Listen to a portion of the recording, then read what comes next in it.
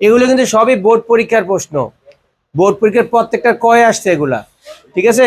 Very very important, কিন্তু note করে রাখো এগুলা। দেখো 2 - 5x - 12x², এটা কি হবে? এটা তো ম্যাজিক হয়ই না, দুই দিয়ে করা যায় না, এটা হবে মিডল টার্ম। কি হবে? মিডল টার্মের নিয়ম কি? প্রথমটা আর শেষেরটা সবসময় সেম রাখবা। মিডল টার্মের নিয়মটা বুঝে নাও। এই মিডল টার্ম আমাদের সেটের মধ্যেও থাকে, ওই যে এত সমস্যা জিরো মান বের করতে বলে। মিডল টার্মের নিয়ম হলো প্রথমটা আর শেষেরটা সেম রাখার পরে মাঝখানে চেঞ্জ হবে। কিভাবে চেঞ্জ করবে দেখো, এই যে লাস্টে এই যে প্রথম যেই সংখ্যা শেষ যেই সংখ্যা থাকে এটার গুণ করবা আগে। প্রথম 2 আর 12 গুণ করলে কত হয়? 24। এই 24-এর কি করবা? লসাগু করবা। 24-এর লসাগু করবা, 2 ভাগে ভাগ করে যেন কত হয়? 5 হয়। বুঝতে পারছো? মিডল টার্মের নিয়মটা হলো যে প্রথম সংখ্যা শেষের সংখ্যা গুণ করে এটা লসাগু করব। লসাগু করে 2 ভাগে ভাগ করবো যেন কত হয়? 5 হয়।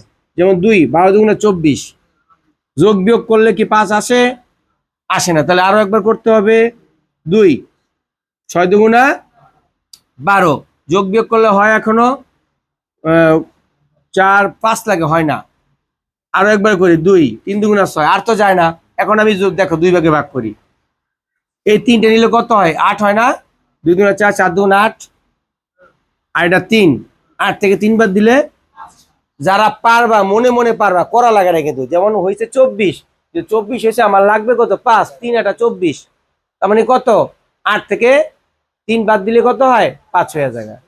3 এটা 24, তাহলে কি মাইনাসের 8x প্লাসের 3x। এই দেখো বিয়োগ করলে কত আসে? তুমি দেখো ক্যালকুলেটর বিয়োগ করবে, -5। অনেকে প্লাস অনেকে মাইনাস দিয়ে যায় ভুলে। ভাই মাইনাস মানে মাইনাসই হতে হবে, তুমি ভাগ বিয়োগ করো, দেখো মাইনাস আসবে। গেল। পরে কি করবো? কমন নেবো, এই দুটো থেকে কমন নিব। এই দুটো থেকে কি কমন যায়?